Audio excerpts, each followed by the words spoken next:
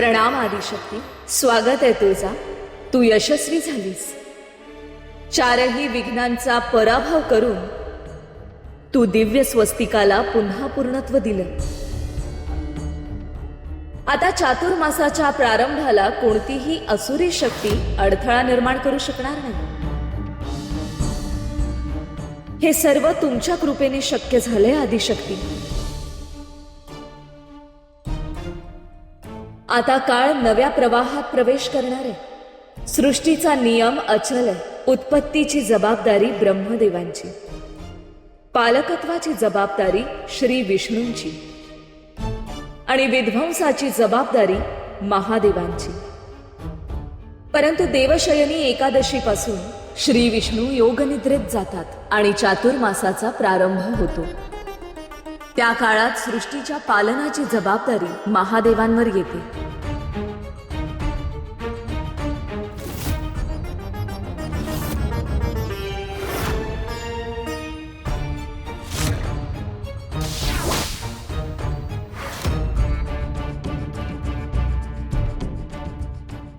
प्रणाम आदिशक्ती। परंतु ह्या वेळी ते शक्य होणार नाही। ह्यावेळी सृष्टी समोर एक असा पेच प्रसंग उभा राहिला आहे जो युगानुयुगे कधीच निर्माण झाला नव्हता। असं का म्हणत आहात श्री विष्णू? मी महादेवांचा शोध घेत आहे आदिशक्ती, परंतु ते कुठेच सापडत नाहीत। आदिशक्ती, महादेवांचा ठाव ठिकाणा लागत नाही।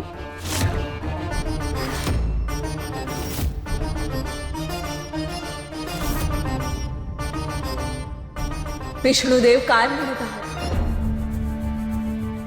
ते तर पर्णिकेच्या कुटीत होते ना? होते देवी, परंतु काही वेळापूर्वीच ते तिथून निघून गेले।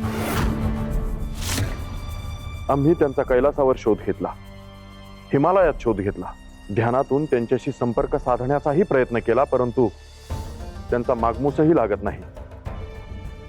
महादेव असे अचानक अदृश्य कसे होऊ शकतात? हाच प्रश्न आम्हालाही सतावत आहे देवी। चातुर्मास सुरू होण्याची वेळ जवळ आली आहे आणि महादेवांचा ठाव ठिकाणा नाही।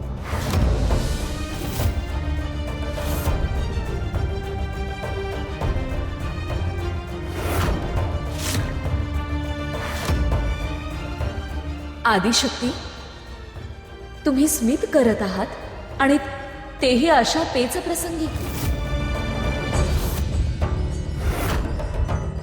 काळ जेव्हा एका मोठ्या परिवर्तनाची चाहूल देतो तेव्हा अनेक प्रश्न निर्माण होतात, परंतु प्रत्येक प्रश्नाचं उत्तर योग्य वेळीच प्रकट होतं। आदिशक्ती, आता तुम्हीच सांगा, अशा समयी आमचं दायित्व काय आहे? तुम्ही जे सांगाल ते सर्व आम्ही करू। आता देवशयनी एकादशी येणार आहे। श्री विष्णू योगनिद्रेत जातील। तुमच्यावर सृष्टीचे उत्तरदायित्व येणार आहे, ते आम्ही जाणतोच। परंतु ह्या समयी तुम्ही अज्ञातवासात जाणं हे आमच्या पुढील लीलेसाठी अतिशय महत्वाचं आहे। विवाह अपूर्ण राहिल्यावर तुमच्याकडून ते आपोआप झाले होते, परंतु आता श्री विष्णूने आणि लक्ष्मीने तुमचा शोध घेऊन पेच वाढवला। आमची इच्छा आहे की तुम्ही पर्णिकाची कुटी सोडून पुन्हा अज्ञातवासात जा। आमच्या पुढील लीलेचा पाया तुमच्या अज्ञातवासावर उभा राहणार आहे। परंतु आदिशक्ती, पर्णिकेसोबत केवळ एक परिचय नाही, एका पवित्र बंधनाची वीण नकळत विणली गेली आहे। पर्णिकेसाठी तुम्ही एक खूप मोलाची गोष्ट करू शकता। तिचे आई वडील असुरांच्या तावडीतून सोडवून तिला पुन्हा देऊ शकता। त्यासाठी वंशिकाची मदत घ्या, म्हणजे तुम्हाला गुप्त राहता येईल। आणि तुळजा? मागील अनंत काळाच्या दुराव्यामुळे तुळजेकडे आमचं मन दिवसेंदिवस अधिकच ओढले जात आहे, आणि अशा वेळी तुम्ही आम्हाला आमची ओळख गुप्त ठेवण्याची आज्ञा देत आहात। तुळजासाठी एक महत्वाचं काम आमच्या रचनेत आहे। त्यात योग्य वेळ आल्यावर तुमचा सहभाग देखील त्यात आम्हाला लागेल, परंतु तोवर तुम्हाला तुमच्या मनावर दगड ठेवून तुमच्या प्रियजनांना विसरून दूर जावं लागेल. तुम्ही म्हणताय ते सर्व काही आम्ही करू, परंतु तुळजासाठी तुमच्या मनात नेमकं काय दायित्व आहे? जर चातुर्मासाच्या काळात सृष्टीच्या पालनाची जबाबदारी महादेवांवर येत असेल आणि जर तेच सापडत नसतील तर हे उत्तरदायित्व कोण स्वीकारणार आदिशक्ती? अशा वेळी आदिशक्ती सृष्टीच्या स्थितीचे उत्तरदायित्व स्वीकारतात. यापूर्वीही त्यांनी आवश्यकतेनुसार ही जबाबदारी पार पाडली आहे. परंतु ह्यावेळी आम्ही ते उत्तरदायित्व स्वीकारणार नाही. आदिशक्ती, तुम्ही हे काय म्हणत आहात? हे कसं शक्य आहे? चातुर्मास निर्विघ्न सुरू व्हावा म्हणून आपण प्रत्येक विघ्नाचा सामना केला, दिव्य स्वस्तिक पुन्हा पूर्णत्वाला नेले, आणि आता चातुर्मासच सुरू होणार नाही.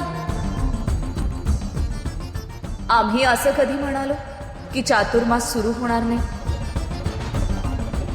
आम्ही एवढंच म्हणालो की ते उत्तरदायित्व आम्ही स्वीकारणार नाही. मग ते कोण स्वीकारेल? तू तुळजा.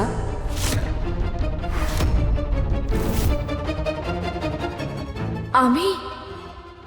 हे व्रत लहान नाही तुळजा. हा केवळ 4 दिवसांचा नव्हे तर संपूर्ण 4 महिन्यांचा धर्मकाळ आहे. भक्तांच्या प्रार्थना, ऋतुचक्र, पाऊस, नद्यांचा प्रवाह, धान्यांची वाढ, वनस्पतींचं जीवन, जीवसृष्टीचं संतुलन, हे सर्व त्या काळात पालन शक्तीवर अवलंबून असतं. जर हे उत्तरदायित्व कोणी स्वीकारलं नाही तर पृथ्वीवर अराजकता माजेल, ऋतूंचा क्रम ढासळेल, पावसाचा नियम मोडेल, अन्न निर्मिती थांबेल, दुष्काळ, रोगराई आणि भीती पृथ्वी व्यापून टाकेल, आणि त्यात महिषासुरासारखा ना भूतो न भविष्यती शत्रू आहेच. यात भक्तांची साधना निष्फळ होईल आणि धर्माचा दीप मंदावू लागेल. म्हणून हे केवळ एका देवतेचं उत्तरदायित्व नाही तर संपूर्ण सृष्टीच्या श्वासाचं रक्षण आहे.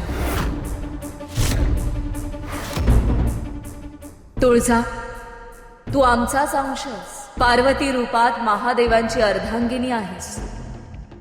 तूच शिव आहेस, तूच शक्ती आहेस, आणि भूलोकावर तुळजा रूपाने भक्तांच्या कल्याणासाठी कार्यरत आहेस. या उत्तरदायित्वासाठी तुझ्यापेक्षा योग्य कोणी नाही. आदिशक्ती, तुळजा देवींना त्यांच्या उत्तरदायित्वाची कल्पना द्यावी. तुळजा, या चातुर्मास काळात असंख्य भक्त तुझ्याकडे आशेने पाहतील. त्यांच्या श्रद्धेचं रक्षण आणि त्यांच्या भक्तीचं पालन आणि त्यांच्या संकटांचं निवारण हे सर्व तुझ्या उत्तरदायित्वात येईल. हा केवळ अधिकार नाही, हे तप आहे, हे सेवाव्रत आहे. तू यासाठी सिद्ध आहेस.